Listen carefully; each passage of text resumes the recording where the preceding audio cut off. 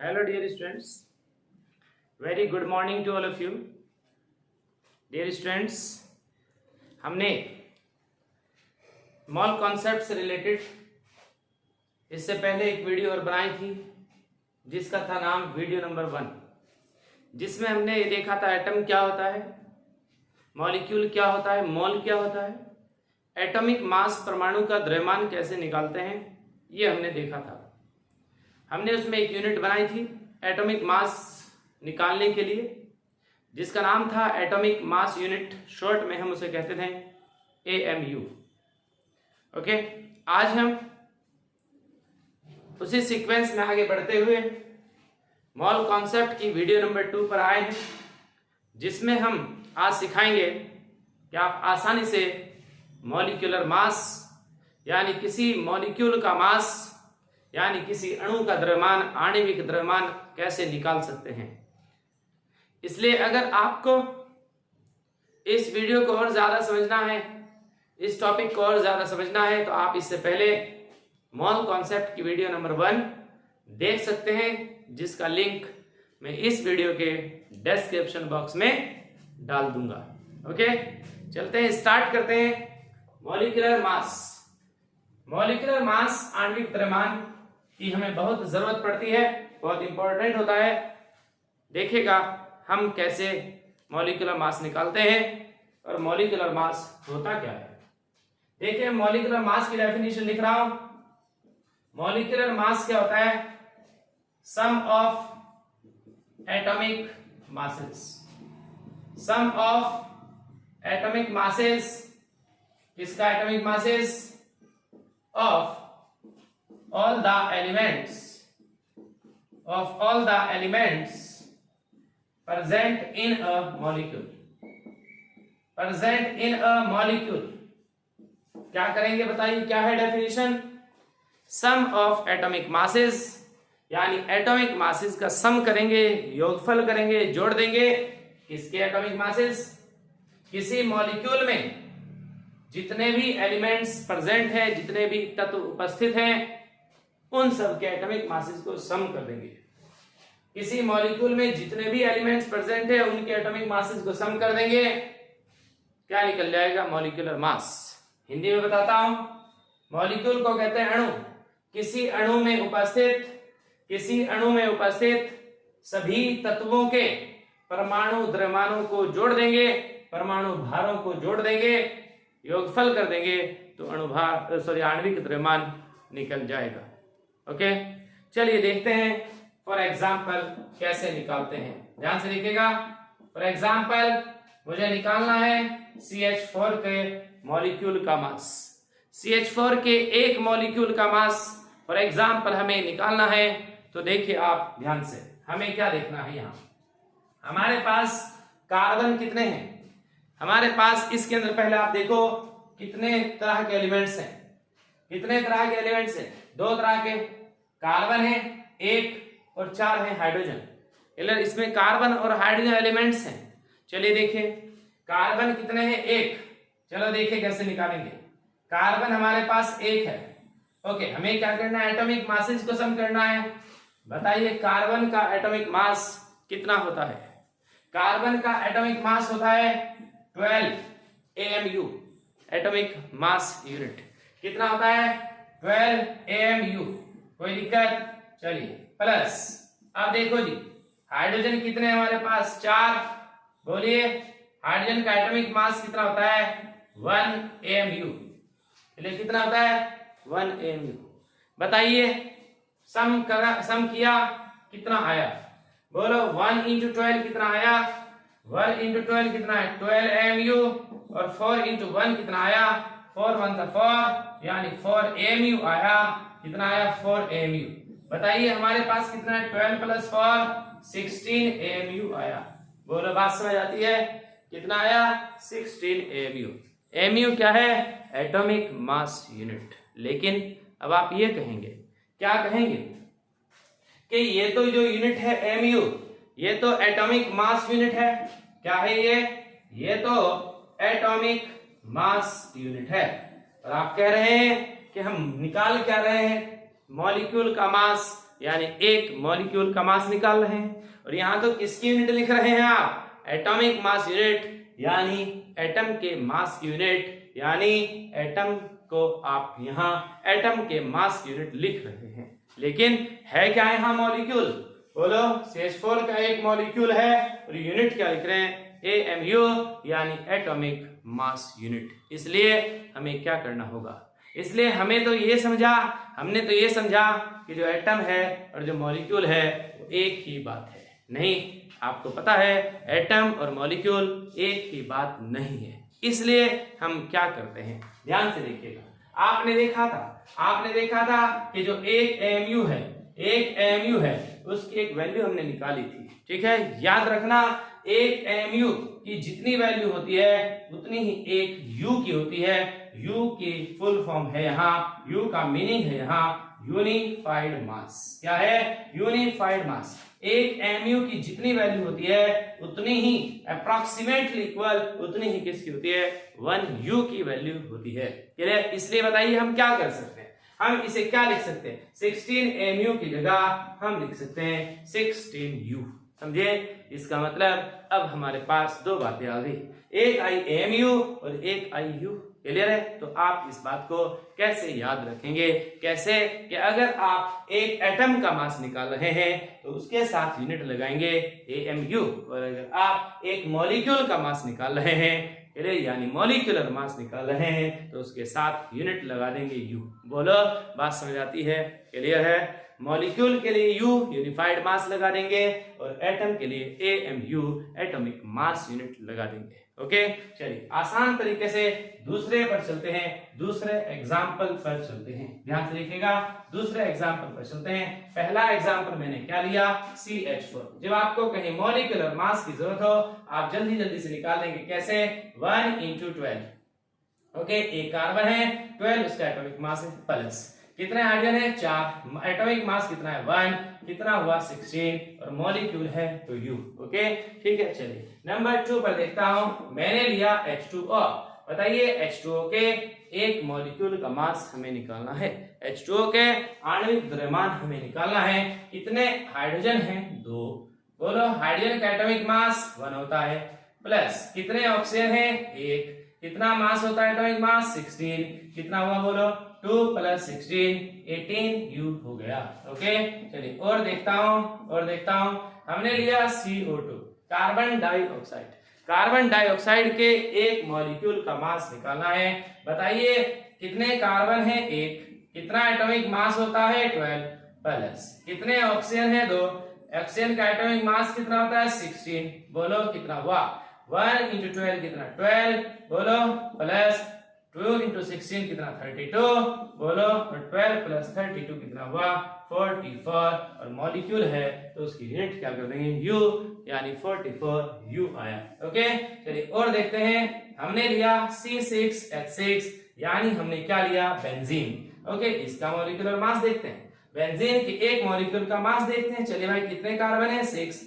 मास कितना होता है? एटॉमिक मास कार्बन का 12 होता है, प्लस बोलो हाइड्रोजन कितने हैं? 6 हैं। हाइड्रोजन का एटॉमिक मास 1 होता है। कितना हुआ? 12 × 6 = 72। बोलो, प्लस 6 × 1 = 6। कितना हुआ? 78U। Okay, clear? चलिए और चलते हैं आगे नंबर 5 पर। हमने लिया C6H12O6। C6H12O6 क्या होता है? ग्लूकोज होता है। क्या होता है? ग्लूकोज होता है। ठीक है, चलिए देखते हैं C6H12O6 का एक मॉलिक्यूल का मास, यानी मॉलिक्यूलर मास, यानी आणविक द्रव्यमान कितना है। चलिए देखते हैं। कितने कार्बन है भाई? 6। एटॉमिक मास ऑफ कार्बन कितना होता है भाई? 12, प्लस कितने हाइड्रोजन है भाई? 12। हाइड्रोजन का एटॉमिक मास कितना होता है भाई? 1, प्लस कितने ऑक्सीजन है भाई? 6। ऑक्सीजन का एटॉमिक मास कितना होता है भाई? 16। बोलो, कितना हुआ? 12 × 6 = 72, प्लस 12 × 1 = 12, प्लस 16 × 6 = 96। ओके, क्लियर है? कितना हुआ भाई? 6 to 8 to 0, 6 to 8 to 10। बोलो, 1 9 10 1 11 और 7 18। कितना हुआ? 180U। क्लियर? क्या हुआ? 180U आया। ओके, ये बहुत काम आएंगे आपको। नंबर 6 में दिखाता हूं। हमने लिया C12H22O11। क्या लिया? C12H22O11। ये क्या है? इसे आप सुक्रोज कह सकते हैं, टेबल शुगर, खाने की चीनी, जो हम चीनी खाते हैं वो। देखिए जी ध्यान से, हमारे पास ये मॉलिक्यूल है, एक मॉलिक्यूल का हमें मास निकालना है। बताइए कितना है भाई? कार्बन कितने हैं? 12। एटॉमिक मास भी कितना होता है कार्बन का? 12 प्लस हाइड्रोजन कितने हैं? 22। एटॉमिक मास कितना है हाइड्रोजन का? 1 प्लस ऑक्सीजन कितने हैं? 11। बोलो एटॉमिक मास ऑक्सीजन का कितना होता है? 16। बोलो 12 12 से कितना होता है? 144। बोलो 22 1 सा 22 होता है। बोलो 16 इंटू 11 कितना होता है? 16 10 सा 160, 176 होता है। कितना होता है? 176। ओके चलिए सम कर देते हैं। 6 2 8 4 कितना होता है? 12 होता है। ओके कितना हुआ?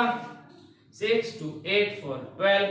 ओके कितना? 8 और 2 10 और यहाँ कितना? 4 14। क्लियर? 14 और कितना हुआ? 1 1 2 और 3 342 U। ओके क्लियर है? बोलो समझ में आती है बात या नहीं आती है? चलिए मैं और ले लेता हूँ, नंबर 7 पर ले लेता हूँ। फॉर एग्जाम्पल उसने हमें दे दिया NH3। ओके NH3 में बोलो कितने नाइट्रोजन है? एक नाइट्रोजन है। एटॉमिक मास कितना है? 14। क्लियर है? प्लस हाइड्रोजन कितने हैं? 3। एटॉमिक मास हाइड्रोजन का कितना होता है? 1। क्लियर? कितना हो गया? 14 प्लस कितना? 14 प्लस कितना? 3 कितना हो गया? 17। बोलो जी समझ में आती है बात? चलिए और देखता हूं, और एग्जाम्पल मैं आपको दिखाता हूं, ध्यान से देखिएगा। और एग्जाम्पल का मॉलिक्यूलर मास निकाल सकते हैं इसका। देखो जी मैं नंबर 8 पर लेता हूं H2SO4। क्या लेता हूं? H2SO4। ठीक है चलिए H2SO4 लेते हैं। कितने हाइड्रोजन है? 2 हैं। 2 हाइड्रोजन एटम्स है। एक हाइड्रोजन एटम का मास 1 होता है। क्लियर है? कितने सल्फर है? 1 है। एटॉमिक मास कितना होता है? 32 है। बोलो ऑक्सीजन कितने हैं? 4 है। एटॉमिक मास ऑक्सीजन का कितना होता है? 16 होता है। बोलो कितना हुआ? 2 1 जा 2, 1 32 जा 32। बोलो कितना? 14 6 जा 64। कितना हुआ? 60 30 90, 94 96 98। कितना हुआ? 98 U। ओके H2SO4 के एक मॉलिक्यूल का मास कितना होता है? 98 U। यानी H2SO4 का आणविक द्रव्यमान कितना होता है? 98 U। ओके नेक्स्ट लेता हूं, ध्यान से देखिएगा। हमने लिया MgSO4 into 7H2O। ये इंपॉर्टेंट है, MgSO4 into 7H2O। देखिए भाई हमारे पास क्या है? Mg कितने हैं? 1। बोलो Mg का एटॉमिक मास कितना होता है? 24। 1 है सल्फर का एटॉमिक मास कितना होता है? 32। 4 है ऑक्सीजन। बोलो ऑक्सीजन का एटॉमिक मास कितना होता है? 16। क्लियर है? अच्छा प्लस ध्यान से देखो ये क्या है? H2O। बोले H2O का मोलर मास हमने क्या मॉलिक्यूलर मास निकाला था क्या H2O का? हाँ कैसे निकाला था? 2 हाइड्रोजन थे 2 into 1 प्लस 1 ऑक्सीजन था 1 into 16। कितना आया था? 18 U। तो बताइए H2O का कितना होता है? 18 होता है। तो मैं क्या लिख सकता हूं? 7 into H2O का कितना है? 18। बोलो बात समझ आ रही है? आप ऐसे भी कर सकते हैं। कितने हाइड्रोजन है? 14। क्लियर? 14 into 1 कितना ऑक्सीजन है? 7। ओके ऐसे भी आप कर सकते हैं। चलिए देखिए फिर ध्यान से देखिएगा। इधर कितना हो गया? ये हुआ 24, ये हुआ 32, ये हुआ 64 और ये हुआ 18 7 जा 126। ओके ठीक है चलिए बताइए कितना हुआ भाई? बताइए सम कर देते हैं इसको। कितना है हमारे पास? 126। यहाँ कितना है? 64। यहाँ कितना है? 32। यहाँ कितना है? 24। कितना? 6 4 10 2 12 और 4 16। Okay clear? कितना हुआ? 1 2 3 और 6 9 और 3 12 और 2 14। Okay clear? और यहाँ पे कितना हुआ? 2। क्लियर है? चलिए देख लेते हैं। 6 4 10 2 12 4 16 1 2 3 और 6 9 और 3 12 और 2 12 14 और यहाँ कितना आया? क्लियर? ये आ गया हमारा कितना? 246। कितना आया? 246 आया U। ओके ध्यान से देखो इसमें गलती क्या होती है? इसमें गलती कुछ बच्चे क्या कर देते हैं, यहाँ पर जहां पर मैंने MgSO4 4 ऑक्सीजन के बाद यहाँ पर जो डॉट लगा है, कुछ बच्चे क्या सोच लेते हैं कि ये मल्टीप्लाई करनी है, मतलब यहाँ प्लस की जगह क्या कर देते हैं, मल्टीप्लाई कर देते हैं, यानी यहाँ 126 की मल्टीप्लाई इसमें कर देते हैं। ये बात गलत है। समझ रहे आप ये बात? क्या है मॉलिक्यूलर मास की डेफिनेशन? कि किसी मॉलिक्यूल में जितने भी एलिमेंट्स प्रेजेंट है उन सबके एटॉमिक मासेस को सम करना है। बोलो, समझ में आती है बात? क्लियर है? चलिए, आप एक दो मॉलिक्यूल का मॉलिक्यूलर मास निकालेंगे। एक मैं आपको देता हूं, K4Fe2CN का होल 6, K4Fe2CN का होल 6। ओके, चलिए इसका आप निकालेंगे।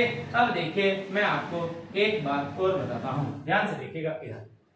जैसे हमारे पास H2 है, H2O का मॉलिक्यूलर मास हमने कितना निकाला है, 18 mu या कितना, 18 U। ओके, mu और U सेम वैल्यू होती है, इसलिए हमने इसको कहा 18 mu या 18 U। चलिए, अब आप एक बात देखिए, जब हमने फॉर एग्जांपल ऑक्सीजन का एटॉमिक मास निकाला था, कितना आया था, 16 mu एटॉमिक मास, 16 mu निकाला था। जब हमने एटॉमिक मास की बात की थी, ऑक्सीजन के एक एटम का मास निकाला था 16 mu, लेकिन जब हमने ऑक्सीजन का मोलर मास निकाला था, तो मोलर मास का मतलब एक मोल एटम का मास है, मतलब एक मोल का मास है, तो आया था 16 ग्राम। समझा अभी बात? जितनी वैल्यू यहाँ आई उतनी ही यहाँ आई, फर्क किसका हुआ, यूनिट का। जब एटम का मास निकाले mu, जब मोल का मास निकाले, एक मोल का मास निकाले तो ग्राम। इसलिए क्योंकि ये वैल्यू 16, ये वैल्यू 16 तो सेम थी, मैंने इसको क्या बोल दिया था, पिछली वीडियो में आप देख सकते हैं, मैंने इसको बोल दिया था gram atomic mass. Atomic mass को किसमें, ग्राम में लिख दिया तो मोलर मास बन गया। समझे अभी बात? तो बताओ, ये काम मैं यहां भी कर सकता हूं। बोलो, H2O का मॉलिक्यूलर मास, एक मॉलिक्यूल का मास कितना है, 18 U। ओके, मैं क्या कर सकता हूं, इसको 18 ग्राम लिख सकता हूं।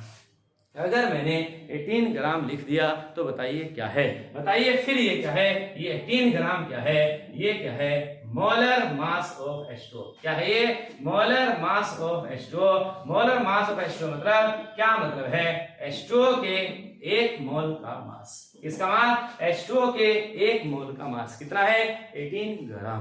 ओके, एक मोल एक मॉलिक्यूल नहीं होता, एक मोल में तो एवोगैड्रोस नंबर मॉलिक्यूल्स होते हैं, 6.023 into 10⁻23 मॉलिक्यूल्स होते हैं। समझा आप ये बात? अच्छा, यहाँ भी 18 है, यहाँ भी 18 है, फर्क क्या हुआ, 18 में कोई फर्क नहीं हुआ, फर्क हुआ यूनिट में, बस इसको ग्राम में लिख दिया। ये क्या है, मॉलिक्यूलर मास, ये क्या है, मोलर मास। मॉलिक्यूलर मास को ग्राम में लिख दिया, मोलर मास लिख दिया, तो इसको मैं इसलिए क्या कह सकता हूं, ग्राम मॉलिक्यूलर मास। बोलो, बात समझ आ रही है? मैंने एटॉमिक मास को ग्राम में लिखा था तो मोलर मास बन गया था, उसे मैंने ग्राम एटॉमिक मास कह दिया था। यहाँ पर मैंने मॉलिक्यूलर मास को ग्राम में लिख दिया है, इसलिए मैंने इसको क्या कह दिया, ग्राम मॉलिक्यूलर मास। लेकिन ये बात याद रखनी है कि एक मोल H2O का मास है, ये H2O के एक मोल का मास है, और ये कितना है, ये कितना है, ये H2O के एक मॉलिक्यूल का मास है। बोलो, इस बात में आप कंफ्यूज नहीं होंगे, पिछली वीडियो आपने देख रखी होगी तो आप बिल्कुल कंफ्यूज नहीं होंगे। ओके, चले आगे, चलिए आप बता दीजिए मुझे, ध्यान से लिखिएगा। अगर मैंने लिखा H2SO4, आप H2SO4 का मॉलिक्यूलर मास निकालेंगे, यानी H2SO4 का मॉलिक्यूलर मास निकालेंगे, मतलब H2SO4 के एक मॉलिक्यूल का मास निकालेंगे, तो निकलेगा 98U। कितना निकलेगा, 98U। कोई दिक्कत है क्या, निकलेगा 98U निकलेगा। अब दूसरी बात देखो, अगर मैं H2SO4 का मोलर मास निकालूं तो कितना आएगा, 98 ग्राम।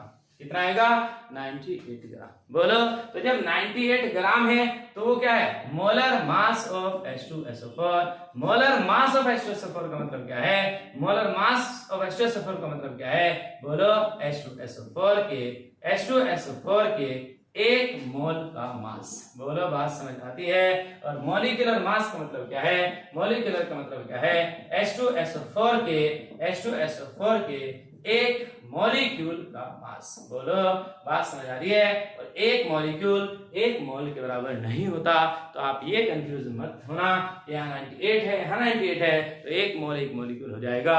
नहीं, एक मोल तो 6.023 into 10 to the power 23 molecules के इक्वल होता है। बोलो, बात समझ आती है या नहीं आती है? चलिए, अब हमने मॉलिक्यूलर मास जो निकाला, मॉलिक्यूलर मास जो निकाला, ये है कहाँ काम आएगा, यह देखो कहाँ काम आ सकता है। ध्यान से देखना, आपने पढ़ी एक बात मोल। मोल क्या होता है बताइए? एक मोल में कितने पार्टिकल्स होते हैं? हमने पिछली वीडियो में पढ़ा था, एक मोल में 6.023 into 10 to the power 23 particles होते हैं। मतलब 6.023 into 10 to the power 23 atoms हो सकते हैं, या इतने ही 6.023 into 10 to the power 23 molecules हो सकते हैं, या इतने ही आयंस हो सकते हैं। बोलो, क्लियर? और ये वैल्यू किसके इक्वल थी? ये वैल्यू किसकी इक्वल थी? ये वैल्यू थी Na यानी एवोगैड्रो नंबर के इक्वल। ठीक है, ये बात आपने पढ़ी थी, ध्यान से देखो। अब अगर हमें वो कोई क्वेश्चन दे और उसमें हमसे निकलवाए नंबर ऑफ मोल्स, क्या निकलवाए?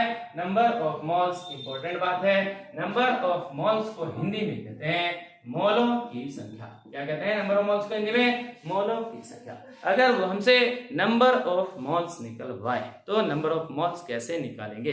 ध्यान से देखिएगा, नंबर ऑफ मोल्स कैसे निकालेंगे? ध्यान से देखिएगा, नंबर ऑफ मोल्स का फॉर्मूला क्या है?